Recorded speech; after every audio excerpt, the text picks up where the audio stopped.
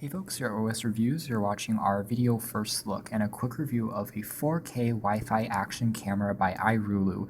It sells on Amazon for $57, which is an average price for a low-cost action cam, and obviously it's a lot cheaper than competitors from GoPro and more expensive brands, but the quality isn't quite as good, although you still get a very good experience for general usage, for vlogging, for sports enthusiasts, and obviously maybe as a gift for younger kids. Going to be great to get started with. It comes with a ton of accessories, which I'll show you in a moment, and it also comes in a regular 1080p or full HD version that sells for $10 less if you're interested in that. It only comes in one color, which is the black that you see in front of you. Otherwise, it's waterproof, up to 30 meters of water if you put it into the included waterproof casing. And again, it features Wi-Fi, which means that if you install the free app on your Android or iOS device, you can use the phone as your viewfinder and also use the phone to start recording video or taking an image. Although to view back videos, you still have to use the camera itself using the 2-inch display. In terms of specifications, we're talking about it being able to record 4K video at 25 frames per second, so not quite 30 frames. You can record 60 and 120 frames per second if you decrease the resolution to 1080 and 720p, so it records slow motion as well as continuous looping. There's a microphone on board, and there's an op-second battery that's included in the package, which has a 1050 milliamp hour capacity, which will last you for about 90 minutes per use, and it takes about 3 hours to completely charge. What's nice about iRulu's action camera is you can still use it while it's being charged. So if you plug into a power bank, you can still record video when it's charging on the go, which is pretty cool. It features a micro HDMI port for connecting to a larger display as well. So let's take a quick look at the accessories next. Last thing I'll briefly mention is the resolution of the sensor is 12 megapixels for still images, fixed focus, and the lens is 170 degrees, which is wide angle. Like most of these low-cost action cameras, you have a mountain of accessories included, which is cool. You can easily use it when you just take it out of the packaging. One thing that's missing though is a micro SD card. The camera doesn't have any internal memory, so you have to pop in your own 32 or 16 gigabyte card and it will work.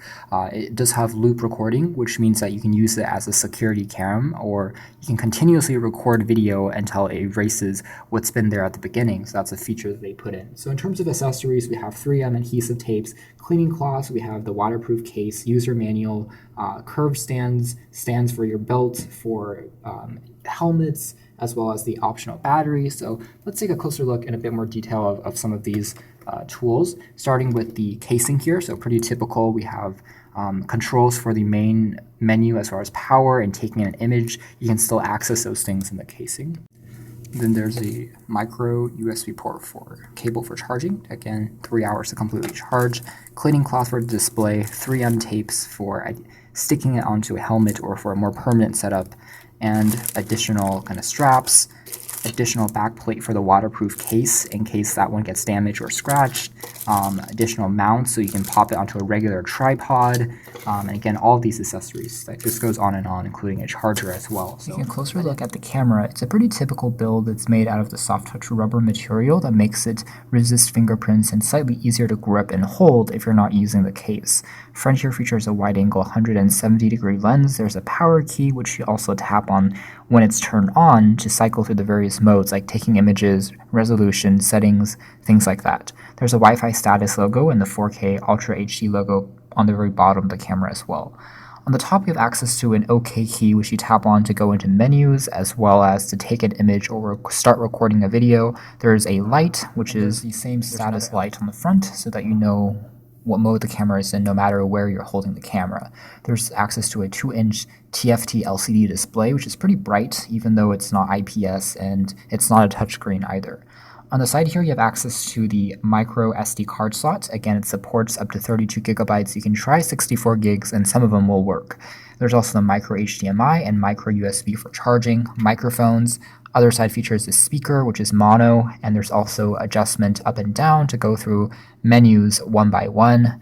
Very bottom here features access to the removable battery compartment, and overall it's pretty well built and it's nicely put together. It feels substantial, and again, it's pretty easy to use. So you can see the viewfinder here is actually pretty bright, and again, it's a wide angle lens, so even if you put your hand off on the center of the camera, it still picks up the subject as part of the field of view. It's reasonably bright. You can still see it outdoors in lighting, which is nice. Colors are fairly bright and saturated. We'll give you guys a brief video sample footage later on in this video, but overall it works pretty well. It's pretty stable as well, despite not having an active, optical stabilization function. Just because of this wide angle lens kind of reduces the frame rate judderiness that you might notice from a lot of cameras. And all in all, it's a fixed focus lens, which means that macro shots, things that are really up close, are not going to be as in focus, but landscape shots and for general sport usage is going to look pretty good. Menu is pretty simple. There's just a microphone logo, so you can mute or unmute the microphone for sound, time and date settings, how long the camera has been on,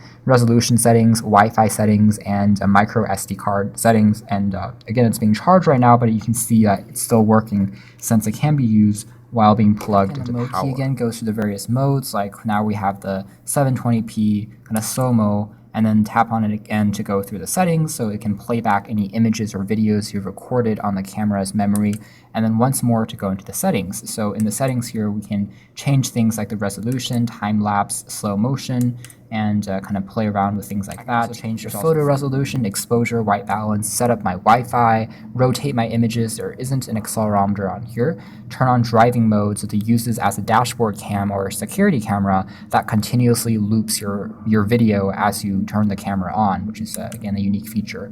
Also setting up languages, time and date, formatting, and firmware options. And of course, I can exit out of this as well. So it's pretty easy to use as far as getting everything set up. Pressing on the up key or on the side of the camera here brings up the Wi-Fi information, and that basically turns on your Wi-Fi, and then you're ready to connect it to your phone using the application, and then you can use again your phone as a viewfinder. But if you're using this as a Wi-Fi connection, you can't be connected to a regular internet using Wi-Fi at the same time.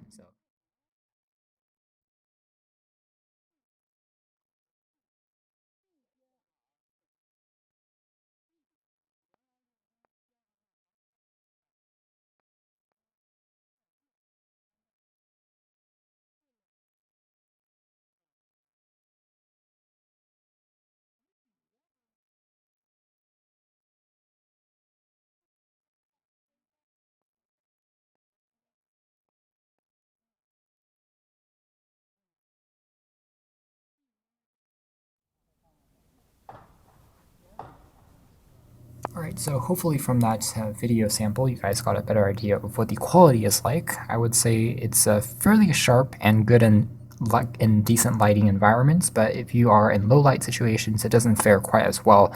To be expected as far as detail is concerned. I couldn't really detect a massive difference between the 4K and 1080p as far as switching between those modes and testing both of them out on this camera. They're both already quite good, so switching to 4K takes up more storage, but doesn't necessarily improve the quality that much. It upscales the resolution, but not sure if the sensor really is a super optimized 4K sensor or not, but it definitely works. And if you have a 4K monitor or a television, you can enjoy higher definition content, of course, by shooting it using this camera.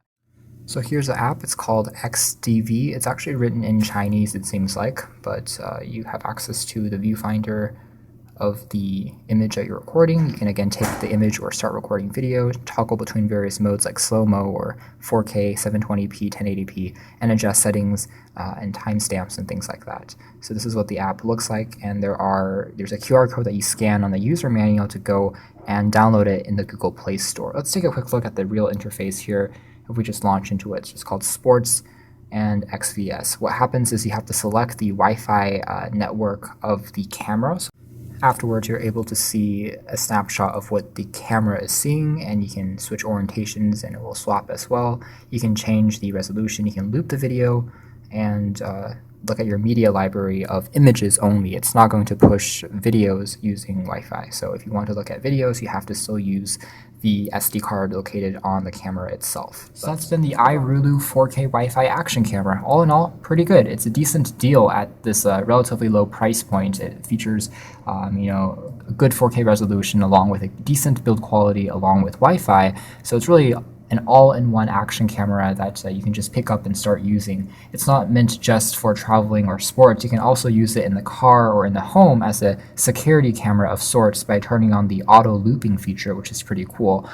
You can take still images as well, but it's a fixed focus camera with a wide angle lens, so it's not as great for macro shots. And as long as you know its limitations and the fact that it's fairly low cost, so performance isn't going to be quite as great as more expensive brand name options, I think that you will be satisfied. And it's definitely a great gift idea or something to take with you for maybe longer trips or situations where you don't want to bring something more expensive, but you still want to record video, you want to vlog and capture those memories. You can learn more information in our upcoming official written review, but for now, this has been our video. Thanks for watching here at OS.